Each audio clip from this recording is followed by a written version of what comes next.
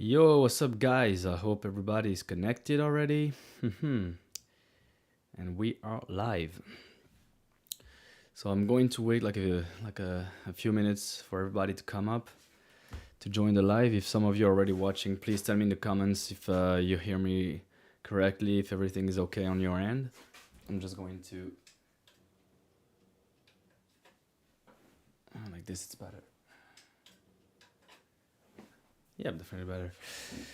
As long as you see me correctly, it's all right. Just going to.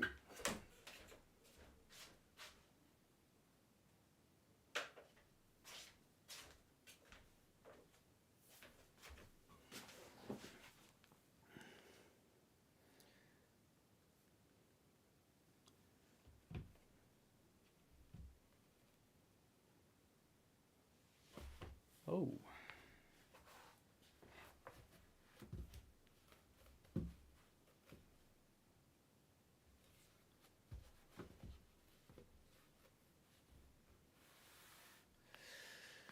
Everything is fine. Perfect. Thank you. Thank you, Michael, for answering. So, welcome to the second edition of review of Kumite, a series I started I think last month it was.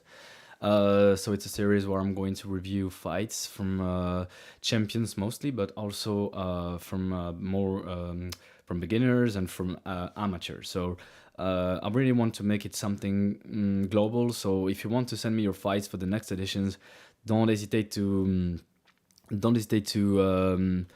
send me a DM on Instagram with a WeTransfer link, or even if you send it in the message in the direct message, it will be fine.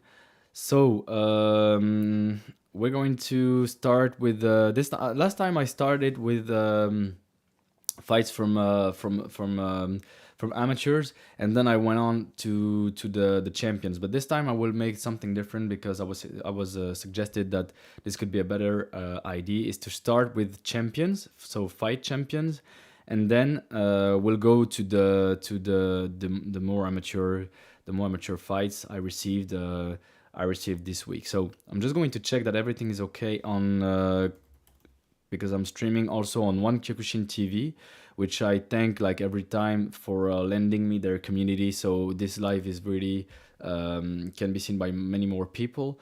So this live is streamed on my own YouTube channel as well as One Kyokushin account. So I want to thank Sami Senpai. Plus, it's his birthday, so I wish him a very happy birthday, Senpai. I hope you get to watch this or at least a glimpse of it. And I'm just going to check that everything is set on.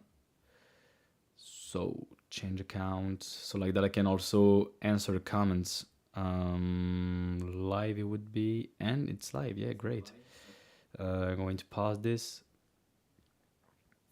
Okay, perfect.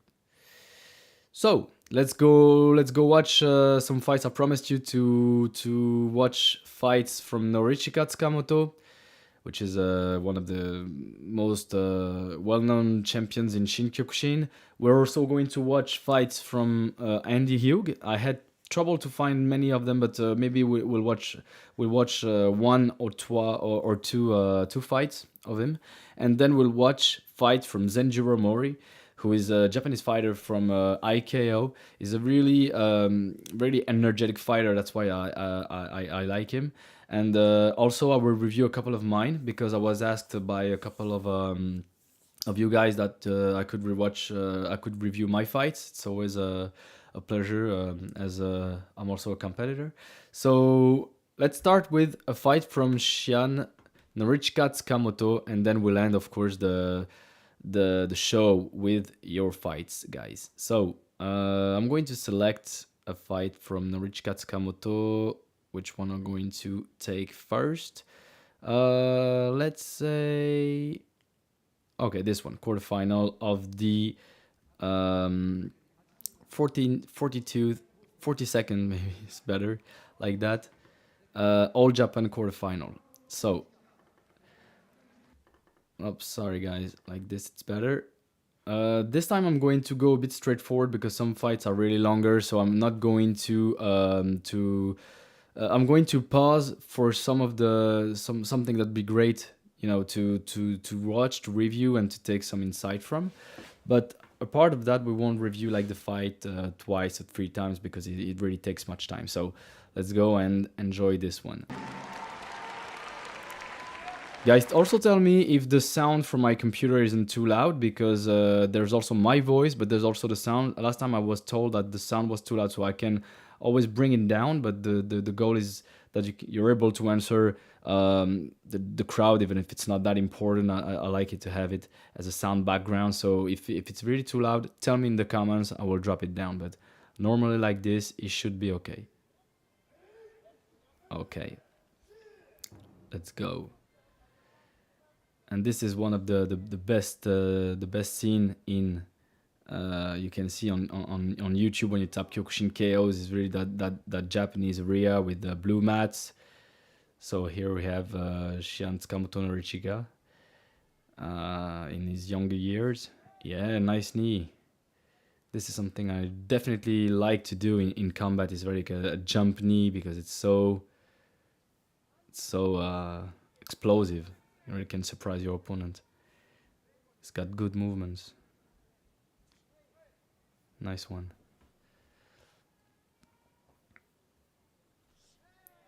Again, a jump knee. I'm going to make use of this during my tournament next week. I promise. I'm just going to...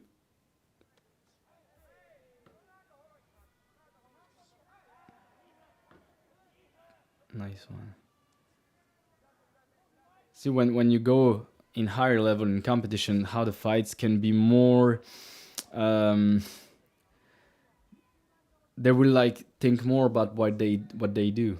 See that Kakato over there? That's really great, and this is something that was made maybe popular with Shian Valery Dimitrov, who fought against Norichika Tsukamoto, but Norichika Tsukamoto really came up with this kind of stuff by himself first. So here the Kakatogeri is really something we all know today, but no, guys, that it comes probably more from him. Nice Yushido Mowashi. Let's see this one again because it was a masterpiece. He touched the opponent, but unfortunately he didn't score a KO with that.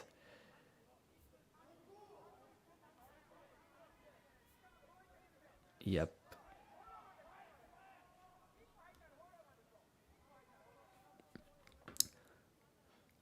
Is against a heavier opponent, so has to be like careful even if they both fight in. Oh, nice head kick.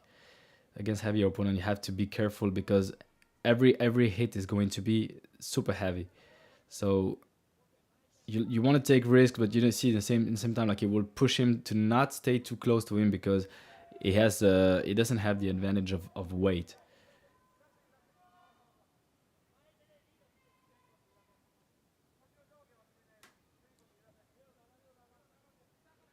Yeah, I love how he uses his hands sometimes to keep. He doesn't like push, but it's like keeping the distance, not allowing the opponent to enter your. Oh, nice Soto Mowashi, Soto Keage. I like it. Oh, this one is a killer. Nice one. I wish I could do that in competition sometimes and win with that, but this really something. Maybe it's easy to display, but it's something else to really aim correctly at the right time. But they did. I will answer the questions right after, but make sure that I hold on to them right after. But thank you for the question. This is a very interesting question because I myself am like a lighter weight, so this is something I really can relate to. So thank you for asking. Let's see, like we have 2 flags for Tsukamoto Shian, and this is something really disturbing sometimes. Like 2 flags for you, you're like, I'm only miss one to win, and you have to go back again for like 3 minutes. Yeah, nice Yushirogeri. Jump Shirogeri is also very, very explosive, very impressive. And now he's turning around his opponent. Did he take a kick to the balls? I hope not. No, it was like just his dogi. See, even his positioning is really trying to intimidate the opponent. If someone will take a position, a special position, and keep like that, we're like, what is he going to do? What is he going to bring to the table? And I have to be careful before entering. Oh, nice kakato. I like this one.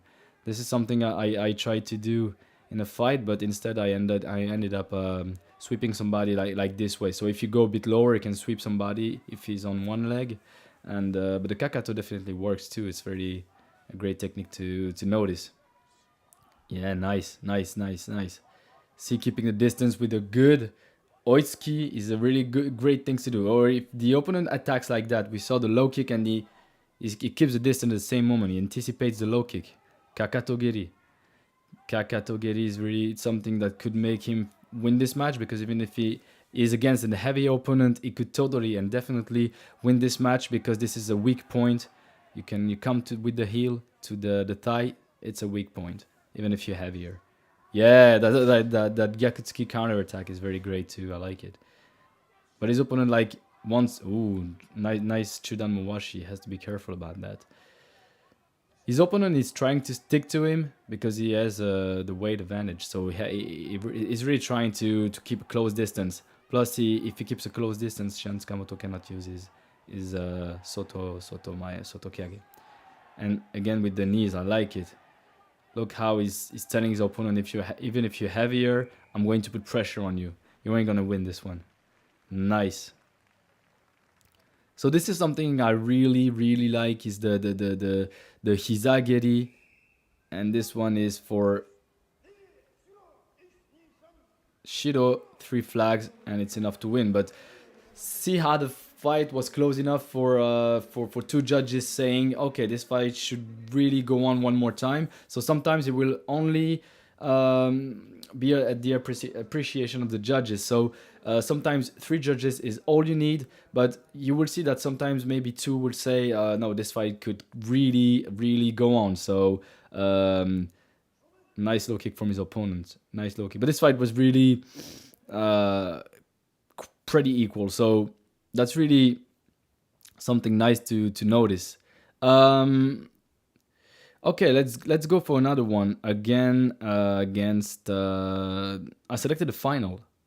I wanted to show you guys a fight with Akira Masuda, who is also a pretty well-known Kyokushin karateka, who trained in Sasai Oyama, I think. But maybe I'll skip this one and go to to go for the final of the 1996 World Tournament, the 6th Karate World Tournament. Okay, let's go. And I will just maybe like that you won't see. No, indeed you won't see, so I have to like do that manually. Like that, it's too small.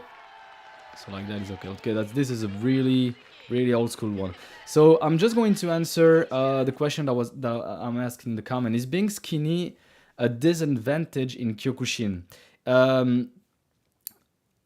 What you want to think about when you do Kyokushin fighting, especially if you do competition, is that it's a forceful discipline. What I mean by that is that weight is an undeniable component of the fight. Every combat sport, you can have the weight is important. But I met people in judo who say if you're lighter than an opponent, it's not that much of a problem if your technique is quite good enough, because you can always take his power back to throw him and counter attack. In jiu-jitsu, Brazilian jiu-jitsu, it's a little bit the same.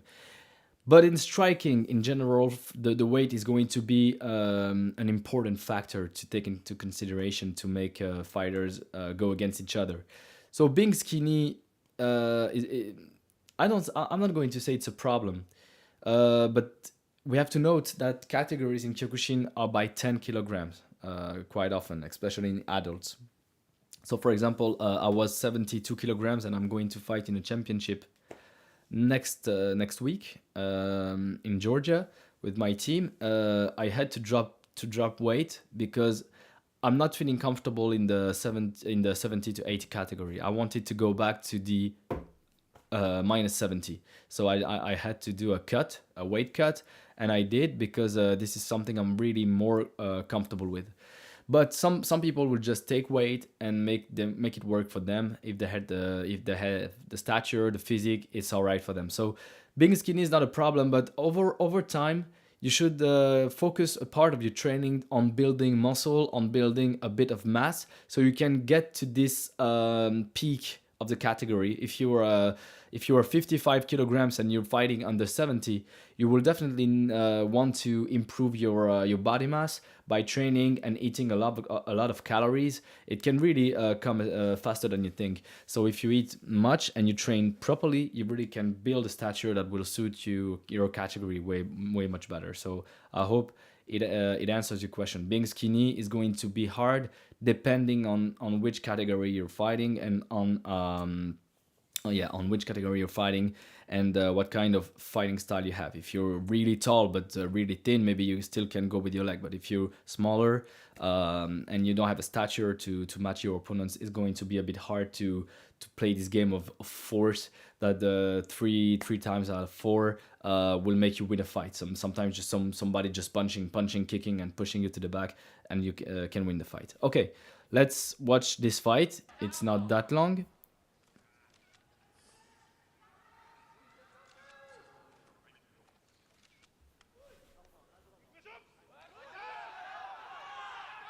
Feel the energy. I'm going to replace this like this. Unfortunately, my screen is moving too. So I'm just going to move the screen. Okay, it's better. So this is a fight that happened. You have to think about it. It's a fight that happened at least... Oh my god. See how he's running on the mat. I like it. He's really taking up the space and trying to... This is a special way of fighting, but it is in play, is in motion, and he controls the field. I always say that somebody who moves like that, even if he runs backwards, he controls the field, he does whatever he wants, he takes the distance, and he can then go look for a knockout. Not taking too much, yeah, not taking too much risk. So this fight happened almost 30 years ago. Imagine that. I was born. I was only like 2 years old, while she and Norichika was already fighting in more tournaments. It's really something amazing to witness. I hope you guys enjoy it. Really old school fight. They don't fight like that anymore. And unfortunately, the fight, I don't know why. Escat, so I'm going to go forward. Okay, we're back in play. But that's great that they did already use to record these fights, so we're able to see them, we're able to learn from them. Look at the style of Shan Tsukamoto. Is really low kick was heavy. The problem with moving around like that a lot is that if you get touched while you're at a special movement of moving, it's going to be hard. And then you have like these combinations, and then throwing the kaiten mawashi.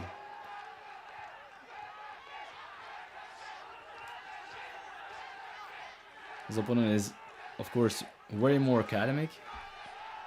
Knee to the face, that's great.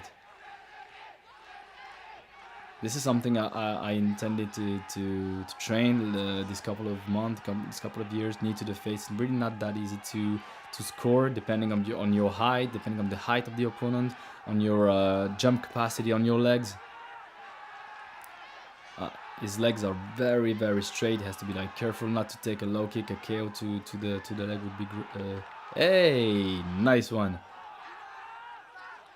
Look how he enters with this Chudan Tsuki and then Chudan Maigeri. Amazing. We're going to see that from closer. We're going to review it again. Maigeri. Nice. You really have to have a good eye for that kind of stuff, because if you see that he lifted his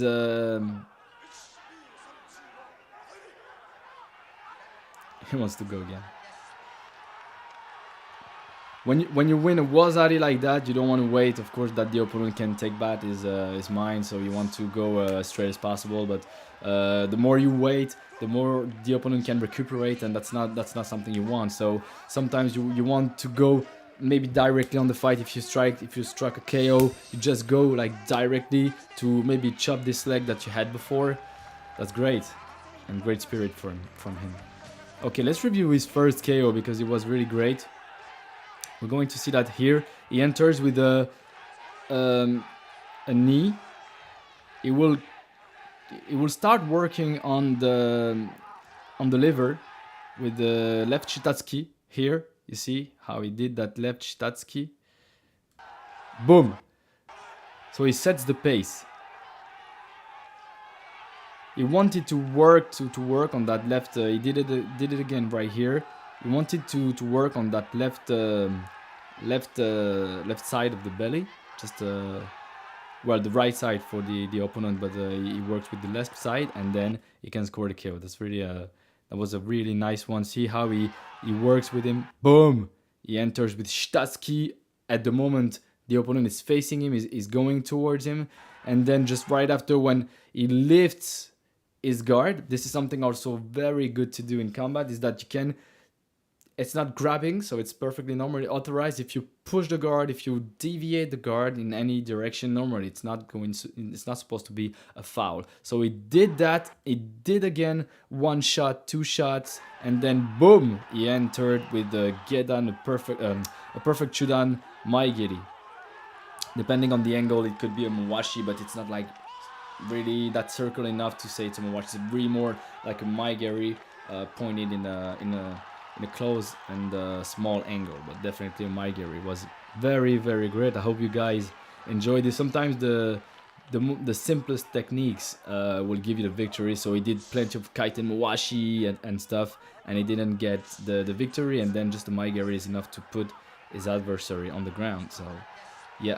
And then look how he's going to enter his knee. He did a lot of knees before, and he's going to still focus on the core of the opponent who cannot react anymore. So really a great fight from one of the greatest fighters. There are so many fights of him, but of course, if we watch them all, we'd be there all day. So we're going to go for the next fights.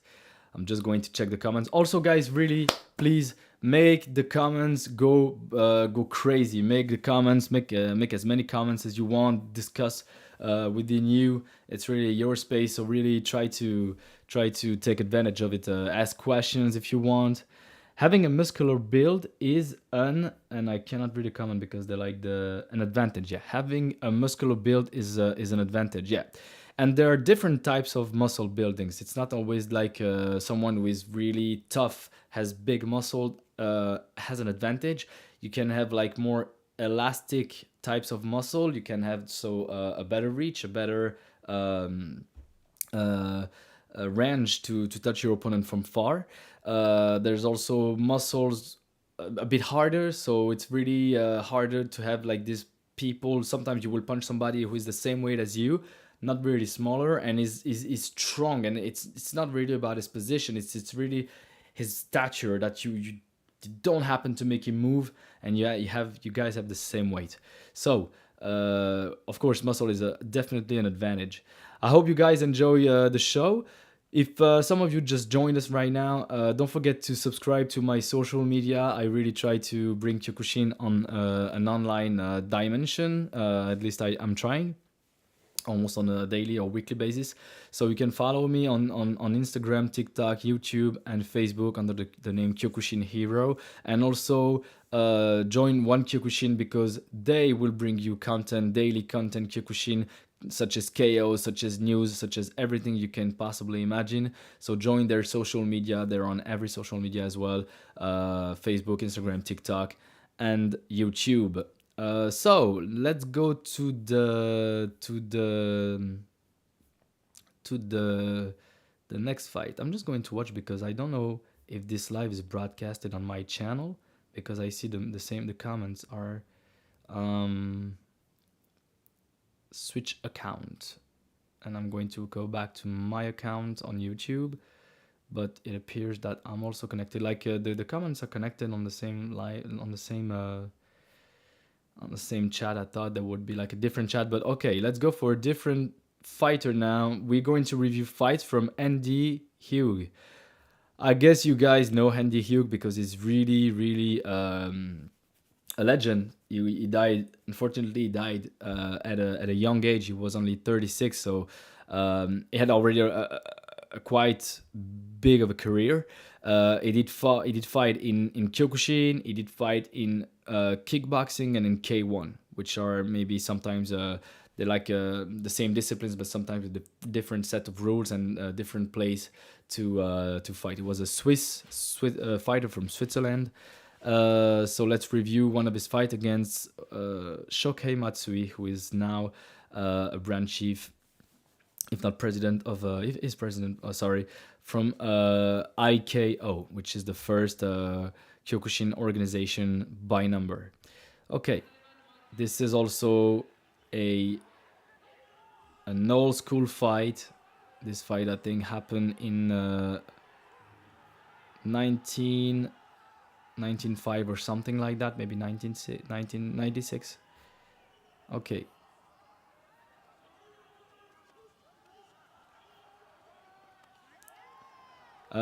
I'm still holding on to these questions that you guys proposed on the group, on the chat. Sorry, I will answer them just after this fight. So keep watching, stay tuned, and I will answer every question, of course, with great pleasure. I love what I love about Andy Hugh is that he's a really a real fighter. It's not an easy style to have in Kyokushin because with the low kicks, with the knees, like Shohei Matsui is entering good knees in his leg. It's not easy to be really straight on your legs and really high. But when you work on a lot of kaiten mawashi, domo washigiri and stuff, you want to be as high as possible to not be too low, and then boom. Oh, it was May 1987. Okay, that's it. We're on the same page. You wrote 18, but of course I guess it's 19. And thank you, Tim, for this great reminder. So this fight almost happened like also 30 years ago. So 27 years probably, something like that. And it's yeah, Shohei Matsui as a really maybe one of the best I've seen in Kyokushin. You will watch his fights. Oops, sorry, this is something else entirely. You will watch his fights from training with the Sosai, and you will see that he has a really incredible eye to anticipate when somebody is going to do something, and that's what he did here. He anticipated the roundhouse kick, came inside. It's not something really easy to do. For real, this is something exceptional to be able to do almost like a couple of times in a fight. If you do that once, sometimes you're lucky, but if you're able to do that a lot of times in a fight, it's really because you are a champion, you are a legend. And Shohei Matsui, of course, is also definitely is. Maybe we'll be able to review more of his fights in the future videos, in the future shows of R.O.K.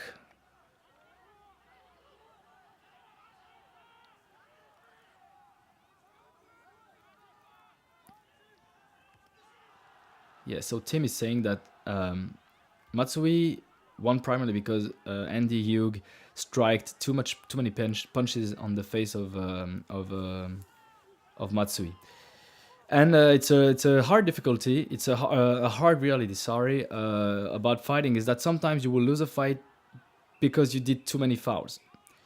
It happens really, so you have to be okay with it. You have to learn from your mistakes. It's not easy. We do pure and real fighting, so it's not easy sometimes to not make mistakes. Nowadays the referees are trying to be a bit more comprehensive. If you do one punch to the face that wasn't really by accident and the opponent is okay, maybe they won't even strike a foul, but maybe more of a warning.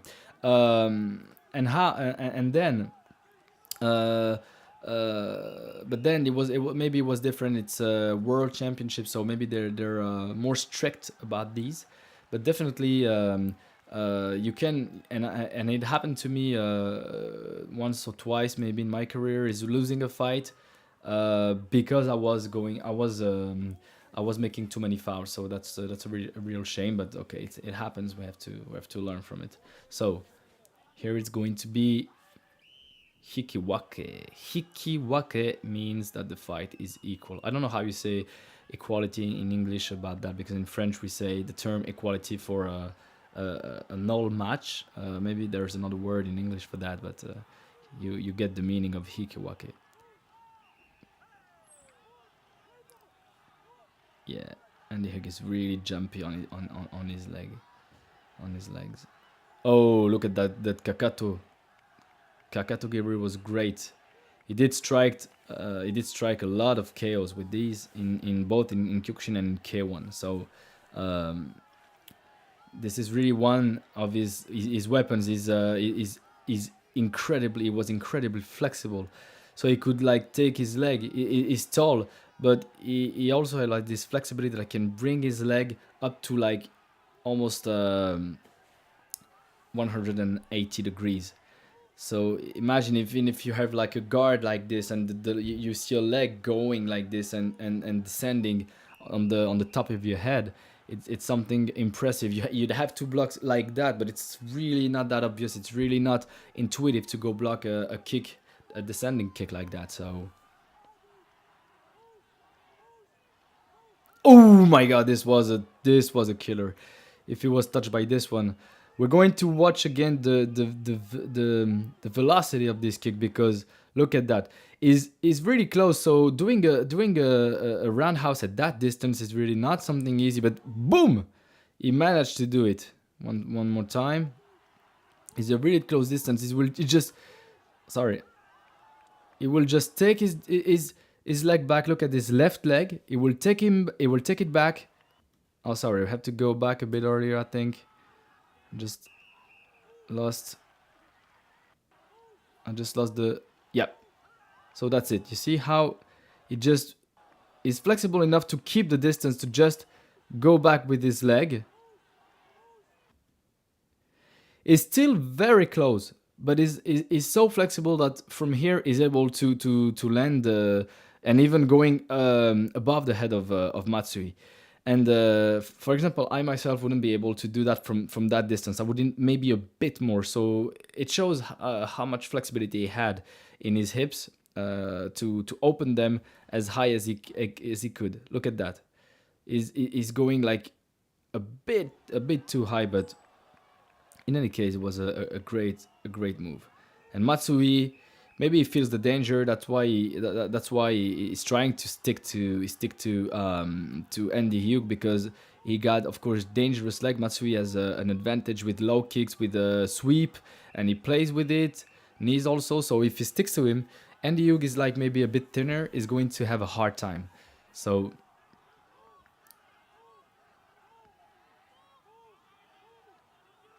is trying to analyze his opponent, like trying to run around him.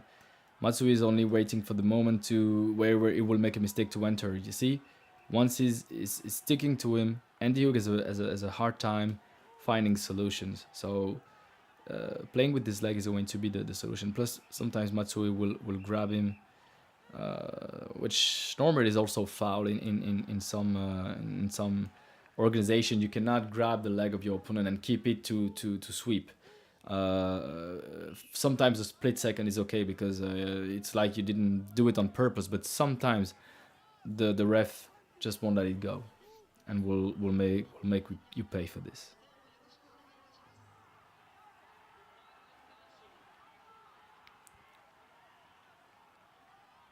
To say that you have to go like for 3 rounds is a really difficult thing to do. It's a really difficult thing to do. It's if you have fought in competition, you know that the cardio you needed for like, and the endurance needed to hold 2 minutes, to hold the fight for 2 minutes is really already hard as it is. And to say that these guys back in the days without the techniques and the way of training that we have today could go for like 2 rounds, 3 rounds, and still being so sharp is something extraordinary, out of the. And that's when unfortunately the punch to the face came. Um,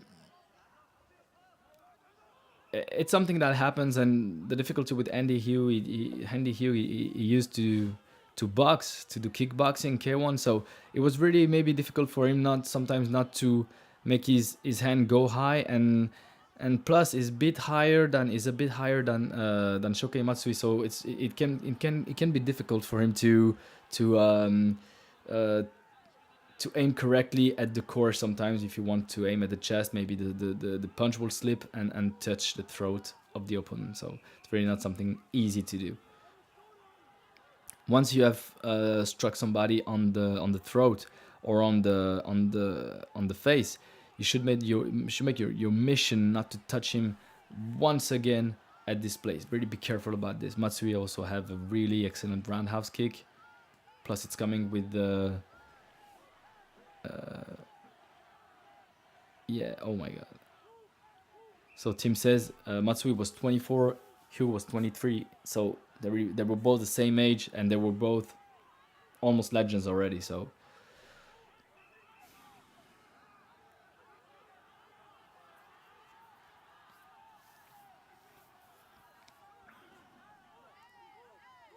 good punches from Andy Hugh.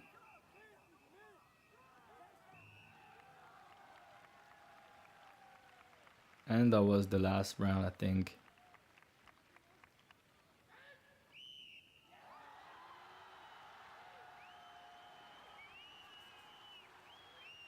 To be like this at 23, imagine 24, world champion, it must be something really great. So we're going to review another fight of Andy Hugh that was really quite quick.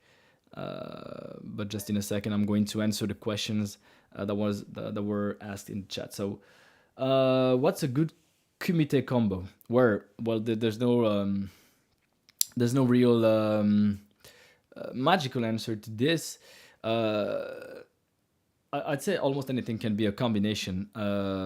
That's why if you want, Michael, you can go on my YouTube channel, and I released two videos with four basic combinations that you can do almost like in every fight, even several times in a fight, that are quite easy to apply because they use basic moves, and also a combination with a video with three intermediate combinations where there are simple moves but also more advanced move applied to this, which is really great for you to train advanced move, not only in the bag like Ishirogeri, but not only in the bag but in an actual combination. Of course, you can train this combination in the bag. So, for example, I'm going to make it up like Oitsuki, Yakutsuki, Kagetsuki, Shitatsuki, and then go for Ishirogeri. So this is the kind of thing you can train in shadow boxing in the air, and also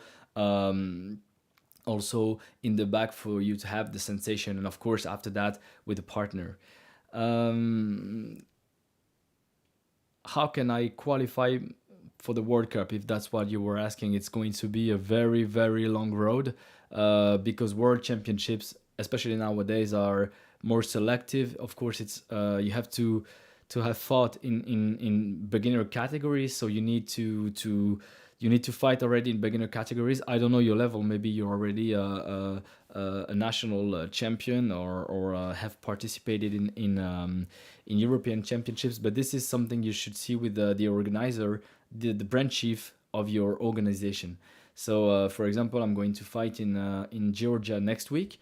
This is something that I can do because I was selected by my Shian to go over there, because I was present during the national training, the national trainings that happen each week. So um, this is something that really depends on your organization and what it would expect from you during training and stuff. But don't hesitate to ask somebody, your sensei, maybe a Shian from your organization, and yeah, do that. But definitely, if you want to go to high levels, it's going to ask a lot of work, and a lot of involvement. Okay, let's go for this fight against Georgy Popov, who is the master of Shian Valery Dimitrov. So if you haven't seen it, I made an interview with Shian Valery Dimitrov, who is like also one of the greatest fighters in the Kyokushin world and area. I will probably review his fights one day, and I'm sure we can learn a lot from him. And Andy Hugh in this fight is only 19. It was in 1985, and is going the distance with Georgy Popov, who's also a national Bulgarian coach and the branch chief, I guess, of the national team of Bulgaria.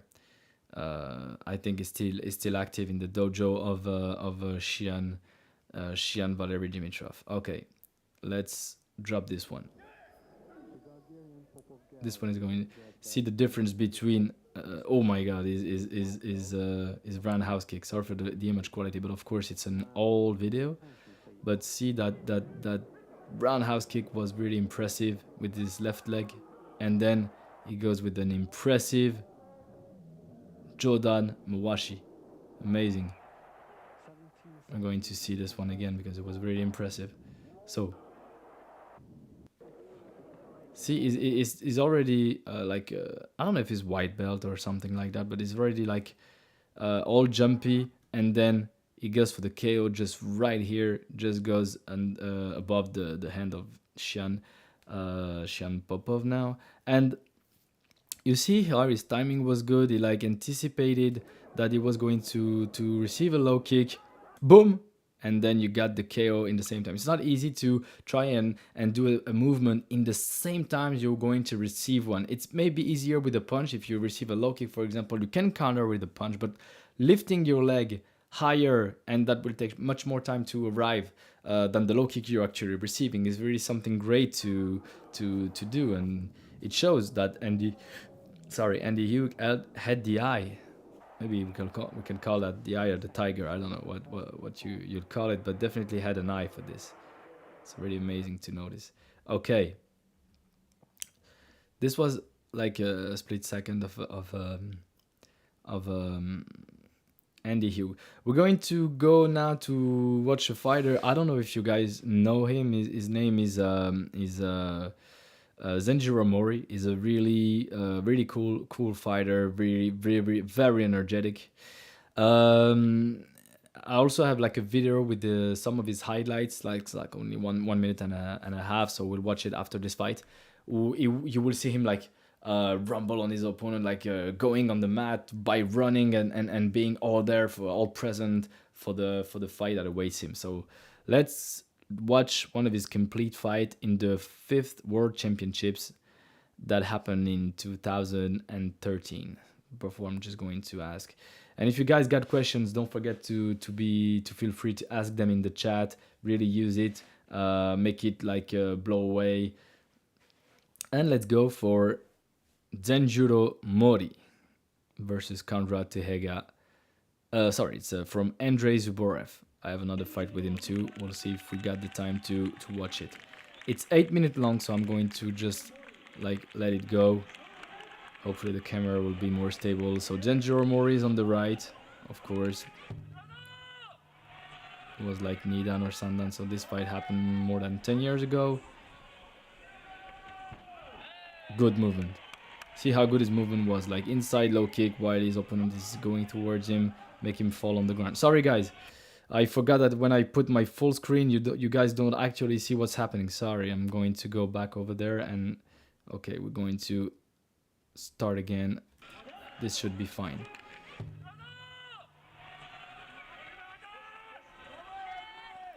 And yeah, Tim is telling us that in the World Championship round, Francisco Fio knocked out Andy Hugh. It's like a pretty well-known KO when I think Francisco Fio is coming with his left leg and leaving. Oh my God, he was knocked out. He was knocked out, definitely by a knee to the face. That was an impressive knee. We're going to watch it again. Look how you can be really quickly surprised by a knee coming to your face, like he's throwing a right knee, a shitatsuki, pushing, and then he just comes up with his knee just above the guard. So really be careful when someone sticks to you. That doesn't mean he cannot touch your face. It means that really maybe he's selling something. If he's got good leg, if you know your opponent and he's got good legs, there's a lot of chance he can come to your face, even though you are close to him. And now Zenjiro Mori has to do everything in his power to come back from this, because he has a Wazari scored against him, so he has to come back like directly, or else it's his opponent who's going to win. He's got impressive low kicks, I think.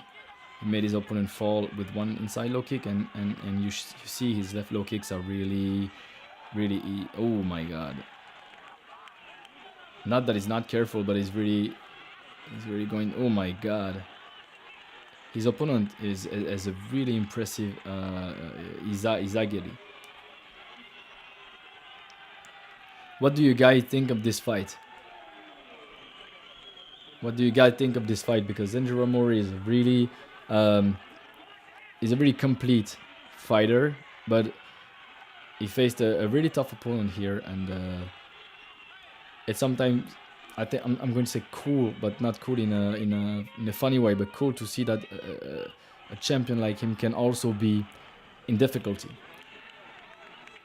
So we watch fights most of the time of people who win them, but even the greatest legends faced opponents who defeated them. So even though that doesn't take anything from their career and everything that happened, even the greatest fighters also lost some of their fights. So boom.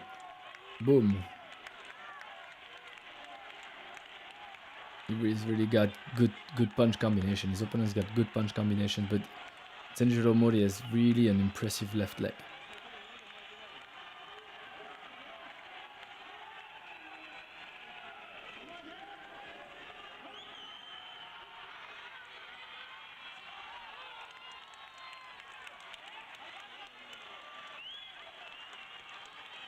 And here he did an impressive move that you won't see that every day. Although I'm not convinced that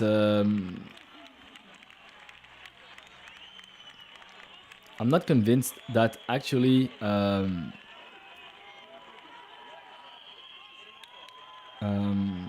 this led to a Wazari. I'm not convinced that the guy was actually KO when we look back at that. Look.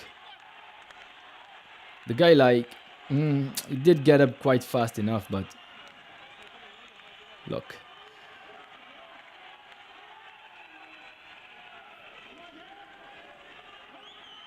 Look at this. He's going on his side to lift his leg and taking it to the ground. See?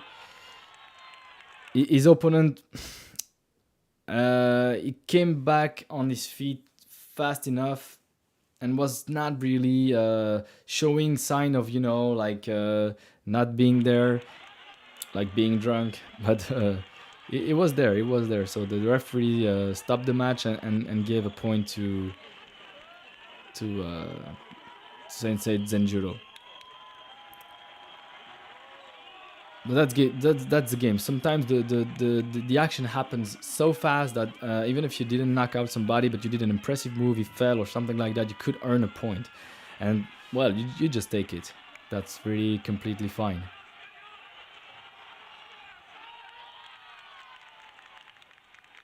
Yeah.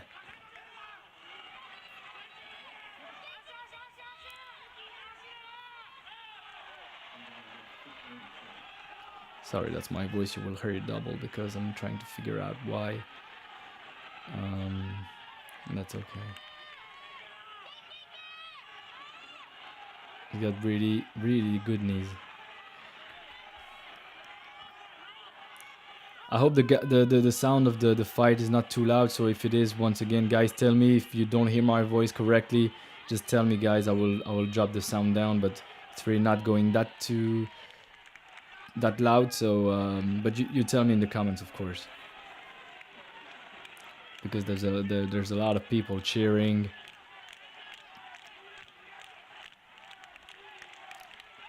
Yeah, look at that, Chudan Muwashi. He scored it. Fortunately, the opponent didn't fall, but you see that at that perfect moment. I'm always a bit afraid to do Chidan Mawashis like that, because I'm scared that the elbow is going to be just in front. So it really asks a good timing for scoring a Chidan Mawashi to the spleen.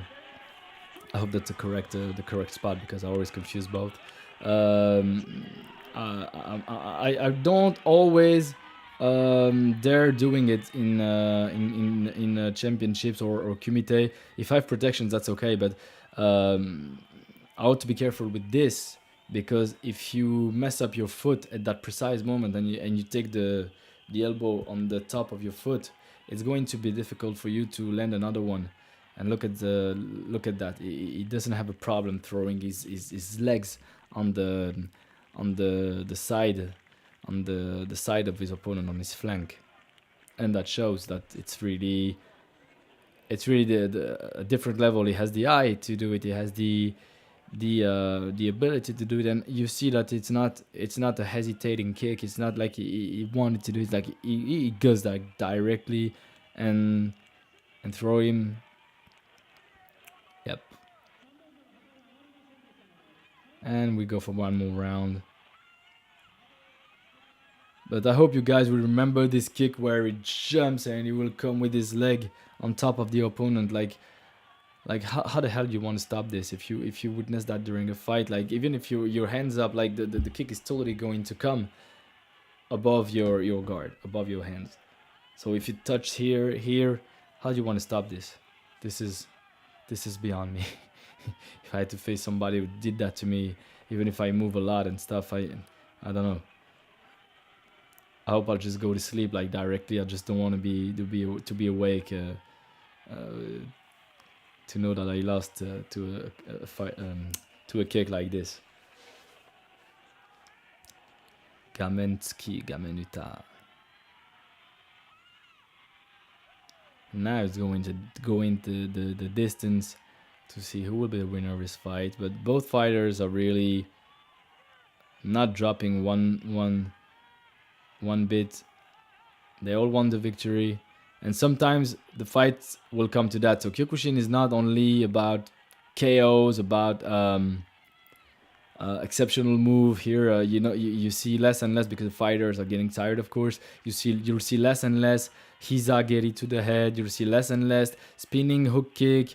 You will see less and less all of that stuff, and it will come down to low kicks, stamina, punches, knees, maybe elbows, and pushing. So it's really something you want to take from these champions. You will often see KOs compilations, compilations like that, telling you, yeah, Kyokushin, you can do this, Kyokushin, you can do that, Kyokushin, you can do Kaiten Mawashi and win. But know that maybe most of the fighters, they win most of their fights by going the distance, with the stamina, with the cardio, with the spirit, of course. So this is something really to hold on to really think about. The fight is 95% of the basic hits, so you really should focus on this. And we have the winner here is Zenjiro Mori. Well deserved. Even he took a KO, but he had the audacity to come back with an amazing and impressive kick that I don't think anyone ever did this before him, like doing this kind of like boom, like this. Okay. So I'm going to show you the highlights of Zenjiro Mori with a little music. You will probably enjoy these ones. Look how he enters the tatami.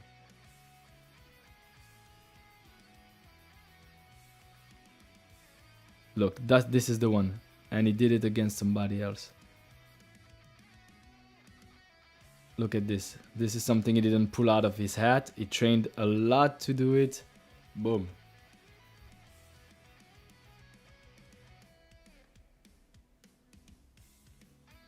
Look, this. Oh my god, this is something I like. He runs on the mat and strike his opponent. This is something I should try one day. Like showing aggressivity is a really. When I said before that it was a really energetic fighter, that's it because he dominates his opponent with the pace and the rhythm. Like he's like that, and it's not stopping. And it's like kicking, hitting, and he don't stop. He doesn't stop. This is against Teriel Nikolashvili. Look at that against Alejandro Navarro, who is also like one of the greatest fighters in the world. Look at how he's quicker than his opponent. Look at this Ishiro Muwashi. He's got an amazing left leg. He's left-handed, of course, so it's normal. But look at that. He dominates by the pace and by the quickness of his attacks his opponent. It's not only that he kicks and punch better. He punch faster. Bam, bam, bam, bam, bam. He looks like a Super Saiyan or something. We're going to watch this last part again because try to take it from here like bam, bam, bam, bam, bam, bam, bam, bam, bam. He's throwing that. Boom. Look at the pace of his attacks. It's amazing. It's really something I'm going to try in competition because but of course doing that asks a lot of energy and you have to be able to keep look that jump right here. Amazing. He doesn't even use the stairs. Amazing. Yeah, so I hope you enjoyed this fighter. I think he's really great from what we could see. Um, Tell me in the comments what you think about him. If you knew him, of course, he's not one of the most famous fighters compared to Norichika Tsukamoto, to Andy Yuk, to maybe some others. But I feel this show isn't going to be about only the biggest legends. Of course, there will always be room for them. But I want to try and find a fighter that maybe that is as good as Kyokushin legends, but maybe are not as well known for some reason. So tell me what you think about it in the comment. Tell me how, or so maybe how I could improve this show. If you have ideas for it, it's going to be like a fighting review, so there's not much to say about it. But if you have a special idea about how I could improve this show for you to be more able to enjoy it, really don't hesitate to tell me. And now we're going to go into a part because I was asked somebody on social media to review some of my fights.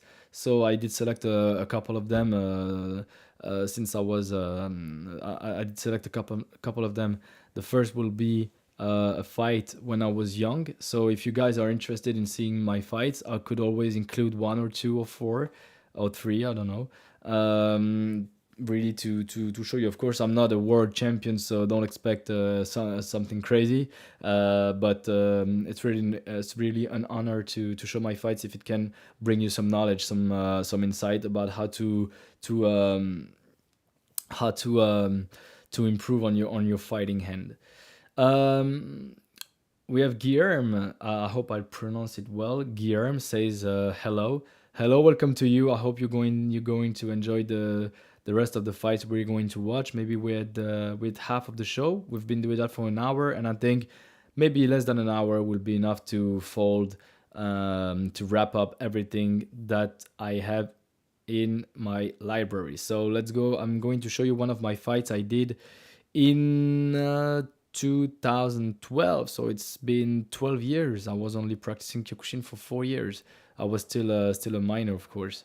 It was the first fight I won because all of the fights before were against brown belts, and I was only blue belt. Here I am yellow belt, so I have more experience against a fighter who also had maybe a bit of experience, but I think he hadn't fought anyone at that time. And this in the middle is my sensei in with whom I started Kyokushin in his dojo 16 years ago. So he did referee at this competition.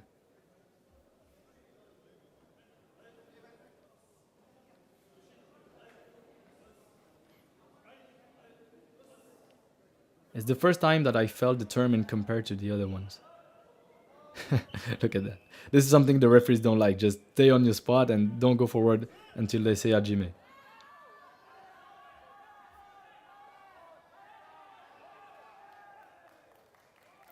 And this is something that is missed completely for the rest of the oh.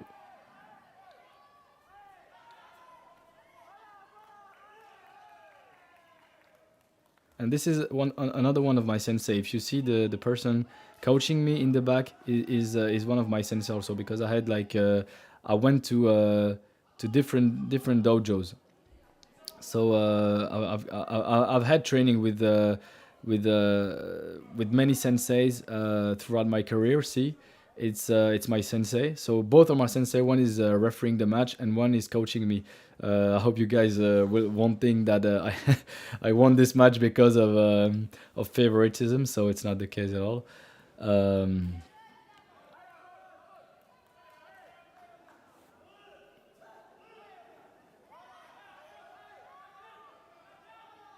yeah, it was my first tournament where I won.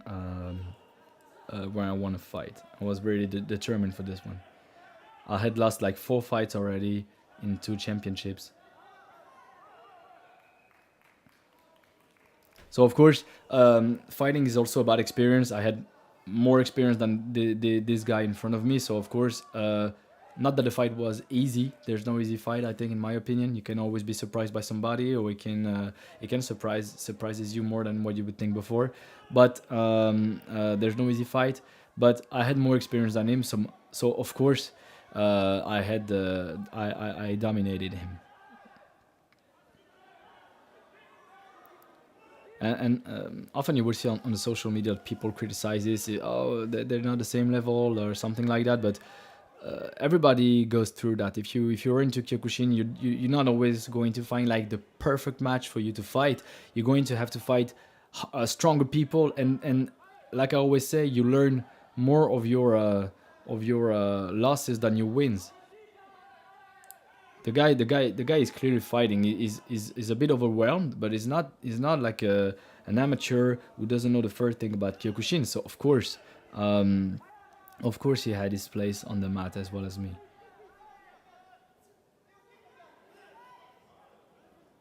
And this is something he did that was not good, according to my sensei, the referee. He says that he shouldn't drop his head, and this is something you can really take advantage of. If somebody is dropping his head, is going with a knee, for example. So even if he makes a mistake, you can take advantage of it. And if the referee doesn't stop the match before that, uh, well, that's a problem of the opponent. So I won this match. It's still a great memory to that I watch from time to time. Today, uh, I'm happy about it. Okay, this was one of my first fights. So I started Kyokushin at 14, and I was like 16 when I did this. So maybe 2 years of experience. It shows that I had much more training than my previous ones. Okay, let's watch this one, which I'm not going to spoil it. You tell me what you think about it. This was in 2014. I was 18 years old, so maybe one of my first competition as an adult. This guy was strong. I remember him very well. He was very strong. This was a really good match, because we had the same level. Definitely, this one we had the same level. I'm not going to spoil the result, but we had the same level, and that was a great match. He had the very strong punches, and he was maybe a bit thicker than me. He has a good chest. Maybe I'm a bit lighter with my chest, so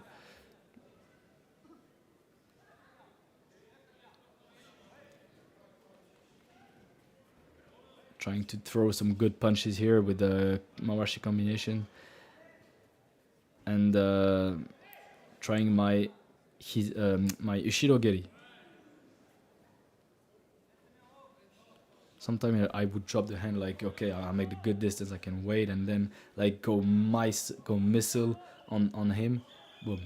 And then that's where I did a small foul. I grabbed his gi or his elbow. Sometimes it will just come to you in a fight. You punch, and then you want to make a knee, and you will like, maybe sometimes you would grab and pull a little bit, or maybe sometimes you just will drop your hand on his shoulder, but the referee still think it's going to be a foul. is going to be a penalty for you. And this, unfortunately, I didn't handle these kicks enough, so I tried, but it's not enough for it to pass, so it was too low. Again, with the Ishiro Geri is a really a move I like, but I never did manage to strike a KO with it. Although this is something I've kept improving on and kept working on.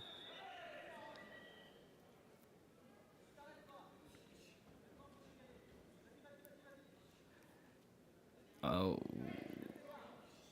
yeah. So, do you know about the result? What the result will be? Do you think I've won? Do you think my opponent won? I'm going to just pause it. If you can guess who won this fight, just tell me in the comment. If you have any idea who won this fight, just tell me in the comment, and I will see who is correct, who is right. I'm waiting 10 seconds. So you've got 10 seconds, guys. 10 seconds to tell me who you think won this fight. And if you want to answer why, you can also say why, because I was more dominant, because he did more this or he did more that. Okay, try to guess. 9, 8, 7, 6, 5, 4, 3, 2, 1, and no one answered my question. No worries. Okay, we have saved. I'm gonna say I won. Okay, I'm going to wait like 5 more seconds. If anybody has an idea on who won this fight, Michael says I won the fight. Okay, 5 more seconds. 5, 4, 3, 2, 1, and let's hit play. And it's my opponent who won the fight. He won the fight because I did too many fouls on this fight. Unfortunately, there was the fact that I grabbed him, and I don't know if you paid attention. I don't know where it is. If you watch it again, unfortunately, I think I might have. Yeah, I made. Yeah, I grabbed it again. Well, for this fight, I think the referees have been really a bit harsh on me because grabbing without putting your adversary on the ground or like throwing him away could could mean a warning. The first could be a warning, and the second one could be a chui. And a chui or chuichi is not a penalty. Sometimes it's not a penalty that will make you lose a fight. Like there is a warning, the referee will say careful, but not even scoring any particular word, any particular penalty. And then if you do it again, not long after, it will say chui ich or Chewy. I can't even remember every time there's like an order hierarchy. It's like Chewy, then Chewy, then Chewy ni. Chewy is still something that can be considered a foul, but also as a warning, but not like an official warning. But it's not enough for you to lose the fight. And then if you do a foul again and the referees come with Chewy each, then it means that you won't win the fight if nothing happens. They cannot give you the decision as they could have with Chewy. But here they lead like Chewy each and Chewy each like directly up for two grabbing. Sometimes the referees won't love it too much, but sometimes I've seen fights where the people could do 3, 4, 5 mistakes and only have Chewy each after the fifth mistake. So really, it depends on the referees, on what they see, if he decides to stop the match. But for this part, in my end, I thought he could let it go. He could let it go. Maybe the third time or the fourth time if I did that, because this is only two fouls on a match. It's not that much. Sometimes people will make like 5 or 6 of them in a single match. But of course, it also depends on what you do. If you do a punch to the face, of course, it's an important foul. So you could have like Chewy directly, but dropping your hand on the shoulder of the opponent because you didn't think about it is not that important. So I lost this fight unfortunately, but the guy in front of me couldn't fight his next fight, so no one fought for the next turn of this bracket. Okay, this was a fight I did in when I was 19. I was 18 or 19. We're going to take a fight now I did almost 2 years ago. almost 2 years ago, and we'll end up with a shorter fight of me, and then we'll go with the fights of everybody who sent me their fight. So this is a fight I did with one of my friends, which I didn't know that much at the time because we knew each other from competitions, but we never fought together. And now we are on the same team, and we're going to go fight in Georgia in 1 week. So this was the first fight against somebody who had my level for like 1 year or two. So I was very happy with this fight. And again with the Shirogeri, so sometimes it's not easy to like score it correctly. This is a fight I really try to play physical. I'm not the physical type, such as some of the greatest athletes who can go like for 3 minutes without going backwards one time. But really, and then here, for example, you see, this is something that's part of my style. Unfortunately, I have to be very careful about it because sometimes the referees would stop the match. Is when I want to hold the guy from coming to me, because if he sticks to me, I'm really in an uncomfortable position, and I'm really a bit lost. I don't like it, and I don't enjoy it. So sometimes it's not that I hold him, it's not that I grab him, it's just that I keep him on hold, like on the phone.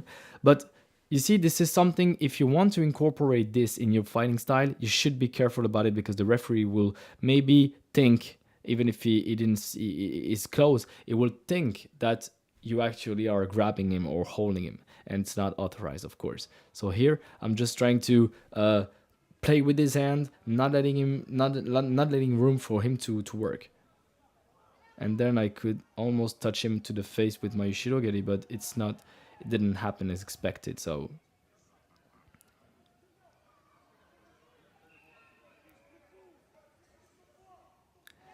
I really did strike good punches, I think, in this fight. Well, they were quite energetic and quite maybe too many Shirogeris, but I did try to work on my punches as much as I could to dominate him, because he had a good stature. He was quite large enough, but I think I wanted to show a physical dominance on this fight. You won't fight all the fights the same. Depending on the opponent, depending on who you're fighting, you won't always fight the same against every opponent. So this one, I wanted to show that I was more dominant, I was more physical. And when I saw that it didn't give me that back, I kept going forward as much as I could to show the referees. So that's what I was talking about before. I wanted to show the referees that I was able to dominate him. That it's not only the KO that I was expecting. I can, even if something is not going according to plan, according to for the KO, I can also no problem move forward and show that I was there. And then that's the moment where you have to still stand strong. You see over here, I try to I breathe hard, but I stay strong. But see, even though I did a very good match and every referee was okay with this, the main referee said that this match was equal. So sometimes, even if you do a good match, maybe all the referees are going to think that, but there's one referee that will think that you didn't earn the fight.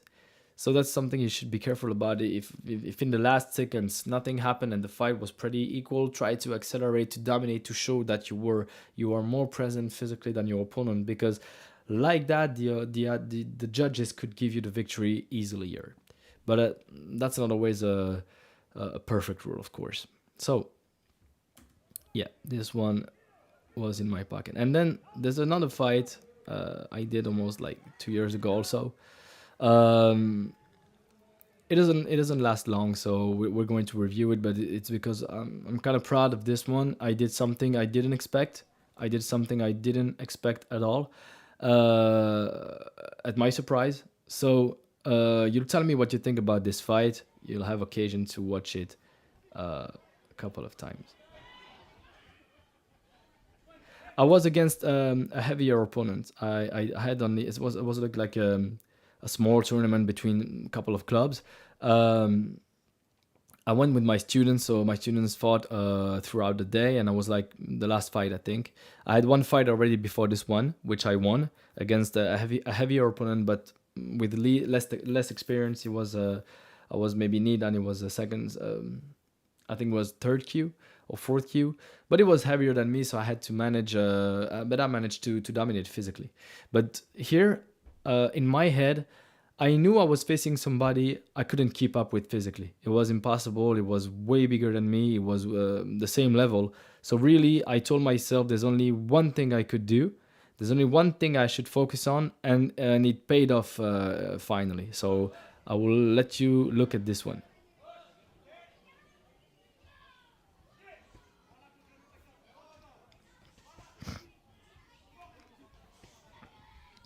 So as you see in this match, I try to push him. I try to kick and as hard as I can, but there's nothing to do. He goes forward, and like there's nothing I can do except this.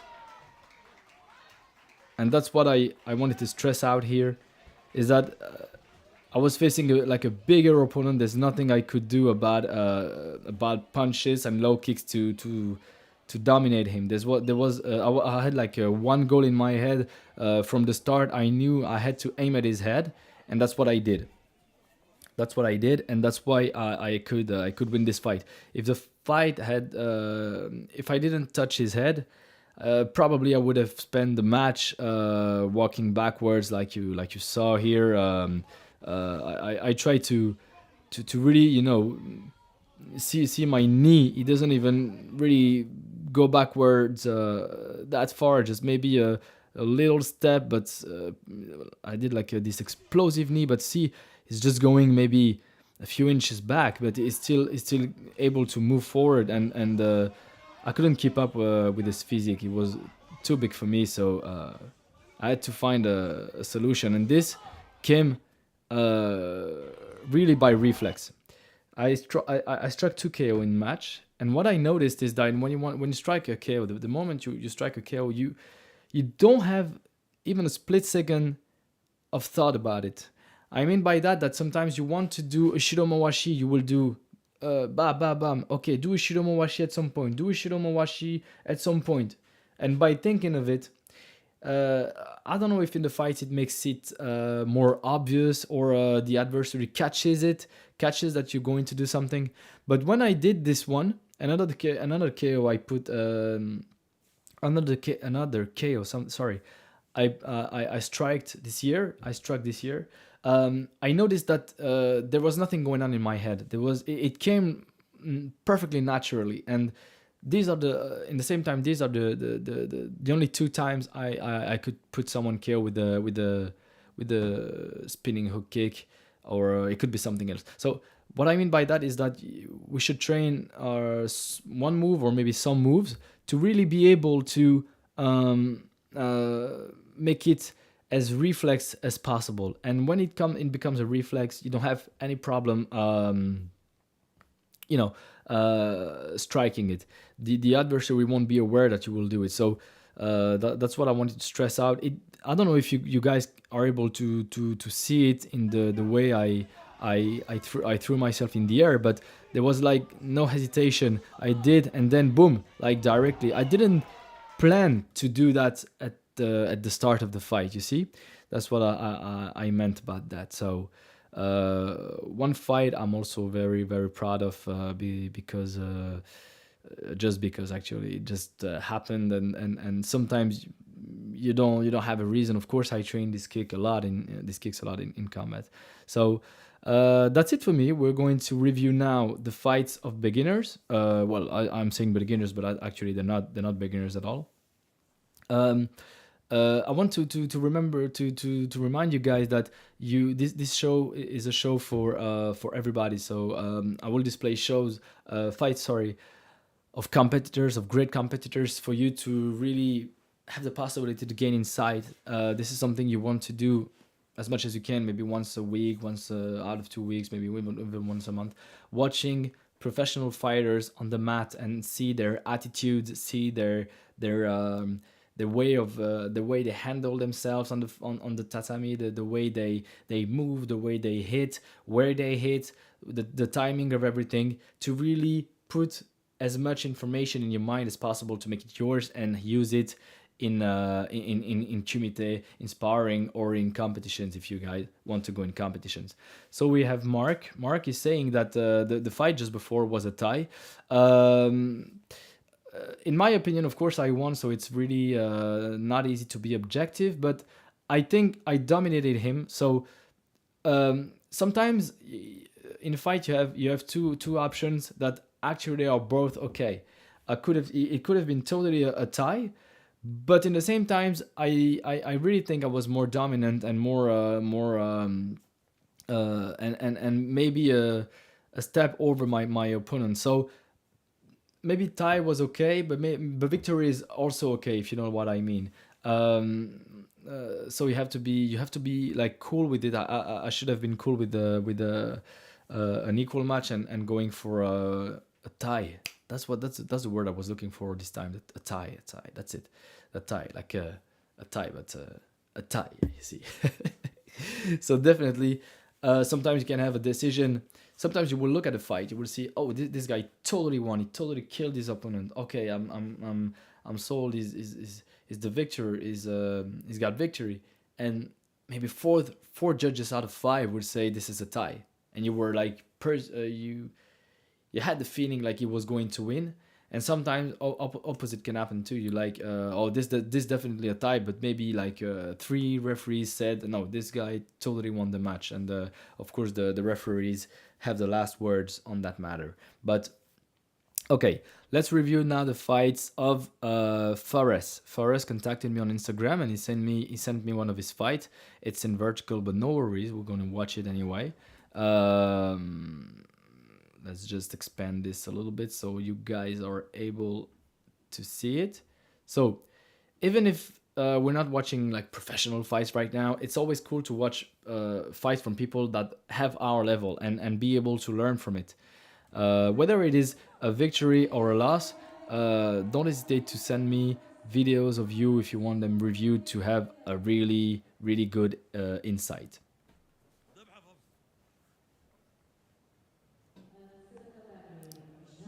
Going to just a bit forward. Okay, that's it. Yeah, vertical is good. Oh, I'm going to just move that around so you guys... Wait. You guys don't see that well enough, so I'm going to just... Okay, move that here and make it a bit smaller. So like that you have like full screen and it's perfect. Okay. Good couple of knees. Yeah, good Chidan Muwashi from left leg. And you can see the difference between advanced. Yeah, good. Nice Kaiten Muwashi. Nice one. Really nice one.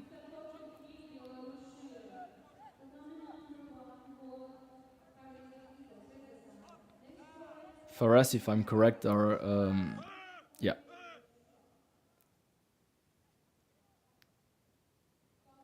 Was it a foul? Because maybe I didn't see correctly, but I think it... I don't know. Was it in the nuts? That seems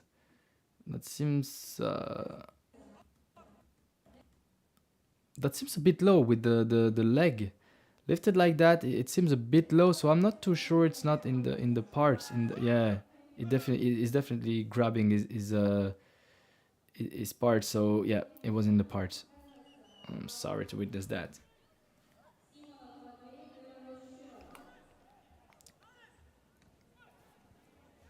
This is something really, really awful because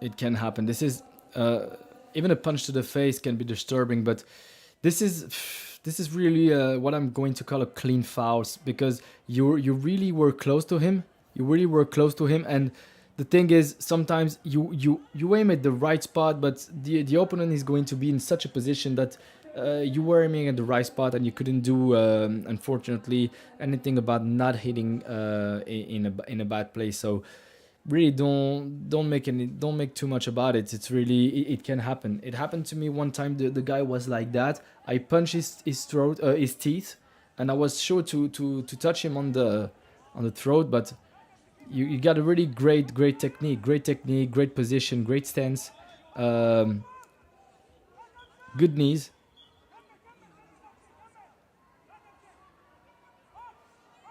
Yeah, the opponent is really responding well. Nice Kaiten Mawashi. It's really not that far. You almost got him.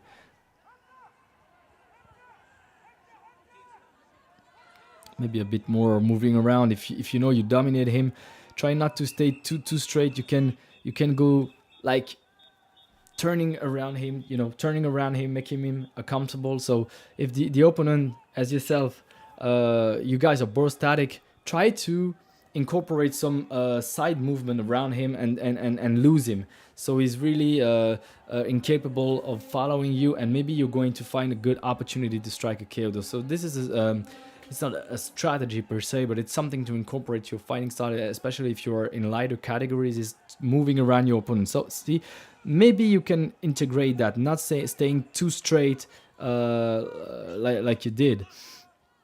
But this is very more than fine. This is really more than fine. But see, here is the thing: is you will go out maybe more than once or twice. We don't have the result, but for Reston, he lost this match due to two fouls. So of course, I showed you a fight that happened to me. It happens to everybody really. So there's really don't make yourself bad about it. Maybe it will happen again. It's not a problem. It's never done on purpose, of course, because we fight with honor. So we never want to arm our opponent on throat or anywhere illegal, of course. Okay, we're going to go with Nadav Tomer. Is a 14, I think. 13 or 14 years old. He sent me his fights, and I think you guys are not ready for what you're going to see right now. Really, brace yourself, buckle up your belts, because this is going to be a really great match. Look at the sharpness. I like to see younger ones go us, because you in your head you're like, they're going to hurt each other bad. Nice. I'm sorry guys, I'm going to move that around. Nice Mawashi. What we can note on this Mawashi, we're going to come back to this, because it was, I'm going to say, was well placed. No problem with that. But you see, the timing is, it's difficult to strike a high kick, a normal high kick, when you go back, because the power is like going with you when you go backwards. So that's something you can pay attention to if you want to progress. Nadav, I hope it helps you. Look, don't try to kick a high kick like that while going back faster, because the opponent is pushing you. But because even if it touched, you see it's pushing you so much. Normally, with kids, a touch to the helmet is okay for a point. So, but in this case, the referees won't even consider it a point, consider it a wazari, because you is going on backwards. Is falling behind. Okay, good composition from both fighters, even if one is a red belt, which means orange in some organizations. The original belt is actually not orange but red. If you didn't know that, but maybe it's easier to use orange.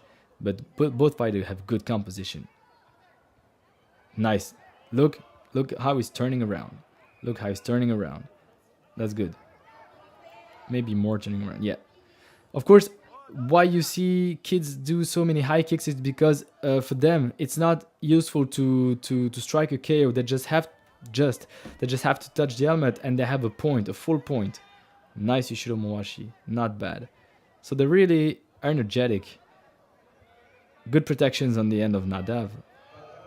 Is really yeah, nice one. Yes, nice one, little guy. You did that very well. So going to go back to this. Boom. Boom, boom. But the other guy is giving his best. Really, the fight was a very close one. Was almost a tie. Even if the difference of level is showing. Uh, yeah, good high kick. He's also protecting well your opponent. Boom, boom, left leg again. Yeah, that's something good to see.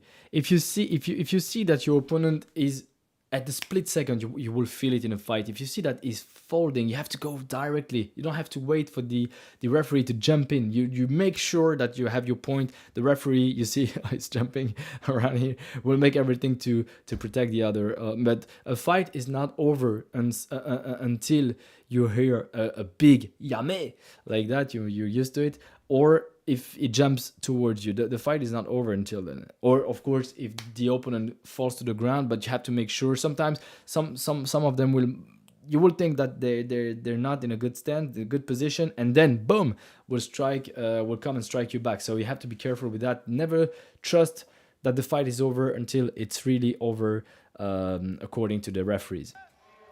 So once again, because it was a really amazing fight. Nice one. Boom, boom, boom. More turning around could be also great, especially if you're on the side. Here you're good. Here you're in a good position. Nice one. Nice one, little brother. Really happy to have. Oh, he's still in pain. Yeah, taking a gut shot like that, you can be in a lot of pain for a while. Okay, I'm going to review fights from my friend Chris, who's following me. He's following me for a while, so thank you for sending him for sending me his fights. One is with Xian Judraid. I hope you guys know about Xian Judraid. He's one of the last Uchidechi of Masoyama. He's quite active in his dojo now, the Chikara dojo in Australia, Melbourne, I think it is. And he's hosting a lot of events, like one or two a years. Australia versus Japan. That happened maybe a couple of months ago here, with amazing fighters. So I don't think you make more skilled in fighting than someone like Shan Judraid. He also completed. He's also one of the only few individuals to have completed the 100-man Kumite. So Chris sent me a fight with Shan Raid, like a sparring during maybe a training or a camp, and we're going to review this straight ahead. Yeah, oh my god, it starts well. It was only brown belt, so maybe it's not that long ago, but Chris is now, I think, Shodan or second dan. Chris, you will remind me that. Look at Xian Judraid. It's not very tall, but he has like a very strong stance. He's an ancient fighter, so of course he has this background knowledge that and experience that we don't have as competitors, because the fights, they're not the same than before. But when you have like tough legends like that, it's a completely different style. It's about moving forward. It's about taking hits. It's about but Chris is managing the distance quite well. But see how Xian Judd closes the distance. He has a higher opponent, a taller opponent, but he will manage to close the distance to strike correctly. He isn't afraid of the high kicks, and Chris seems to enjoy this fight. But I would have been enjoying too if I was at his spot. It's a really nice one. Look at how he doesn't even move. He's waiting for his opponent, even if he could. He's waiting for his opponent to make a move to to to see what he could do if he moves. And here he goes back, and he's as strong. He is as strong as they come.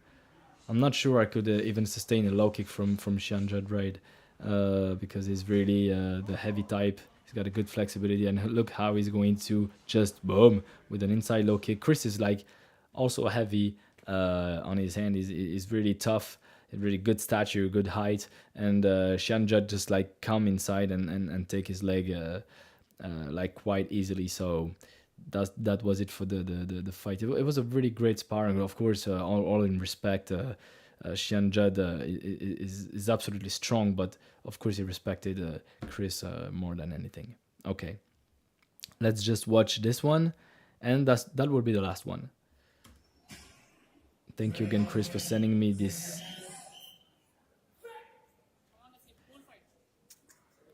Um, this one is going to be fast. Of course, here Chris as somebody facing somebody who has less experience. Um, but again, it's not a problem. It's just how fights happen. You won't even you will not even always face opponents stronger than you or equal than you. Sometimes you have to everybody got to face everybody.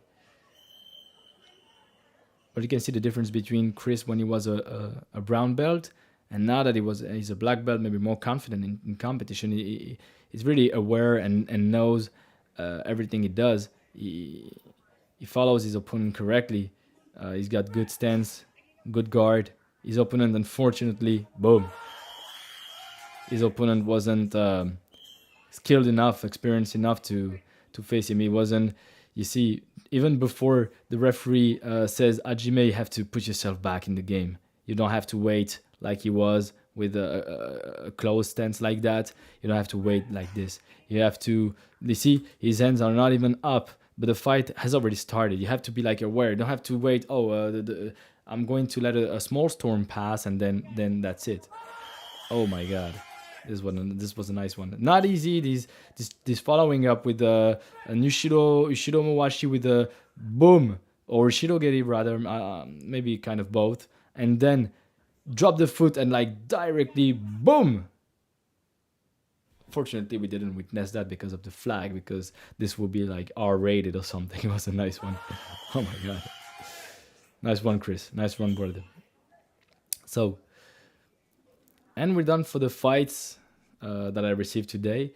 Empty Hands says, "Yo, bro, your kicks are crazy." But tell me who you're talking about, because maybe you're talking about Chris, as we saw one of his kick. I don't know when you sent the message, or maybe Nadav who was going on the on the mat before Chris.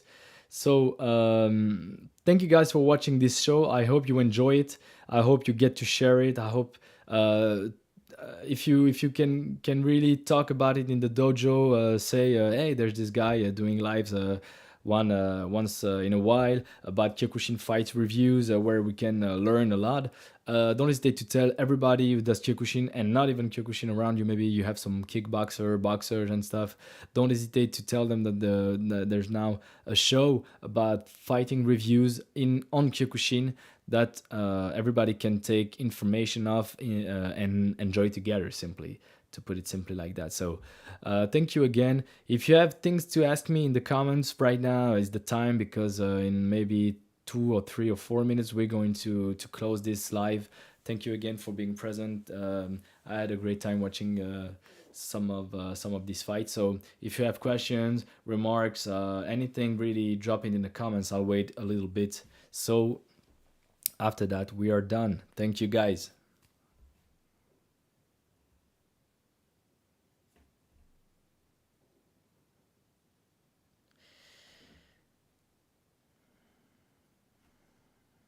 I'm just going to make a nice story that we had this live today.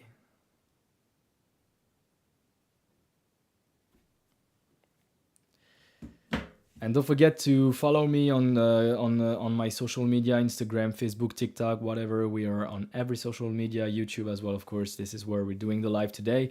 Also join One Kyokushin, the best Kyokushin content out there that really links us together. If you want to see training from India, training from Pakistan, training from England, training from anywhere in the world, this is your go-to, because they will show you so many Kyokushin ways, so many Kyokushin areas, and that's when you join a page like that you focus and you notice how Kyokushin is big in the world. Maybe we are a niche, we're a quite small discipline, but when you join a page like One Kyokushin, you will see that Kyokushin isn't that small in the world. Maybe there are something like 14, 15 million practitioners, and in so many countries you wouldn't even think that there's a dojo before crossing the border for the other country. But America, Canada, all South America countries,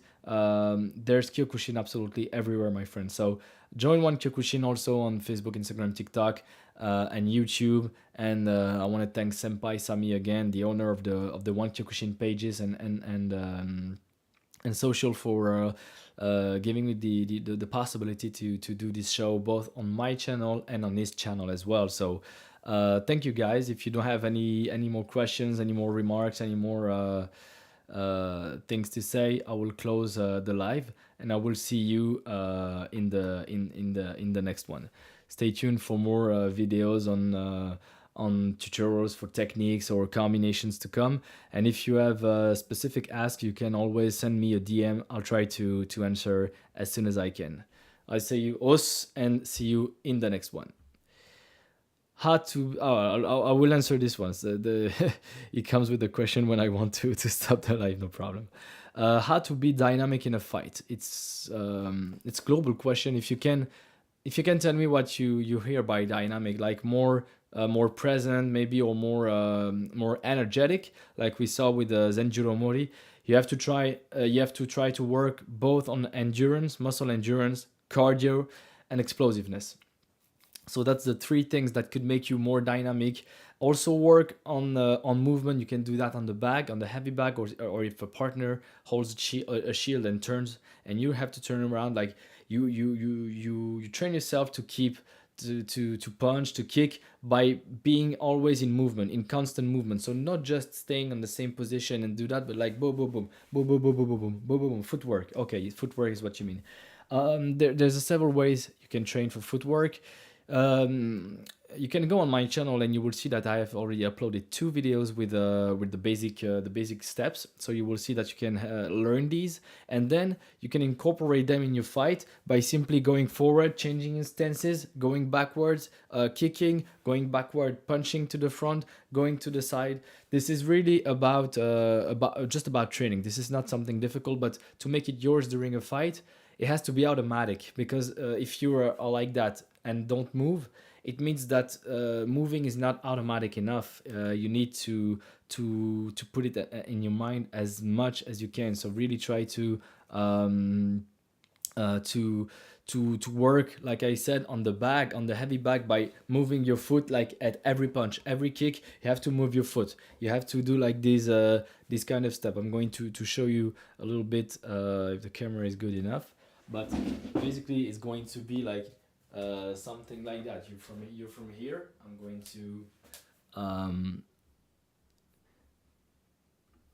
to make my screen a bit bigger, so like that you see. So for example, you're against a heavy back. You will do each Nissan, each Nissan, each Nissan, each Nissan, each Nissan, each Nissan. This kind of footwork. You can include footwork. It can be only a small step, a small step, a small step, a small step, a small step, a small step. By you see, it doesn't have to be.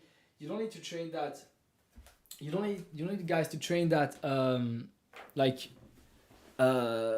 rapidly, like super quick, super dynamic. It can be like relax and make some moves. It will come very handy during a fight. So you make this kind of work. Don't go too fast, don't go too quick, don't go too hard. You can work even in shadow boxing by doing that, and every time you add a small step, or if you cannot do a step every time you punch, maybe out of 3 punches you do 1 by 1, then you change 1 2 3 4, then you change, and you make your mind used to that. I hope it answers your question, but maybe I will come with a specific exercise about that in the next YouTube video. Those guys, see you in the next time, and have a good weekend.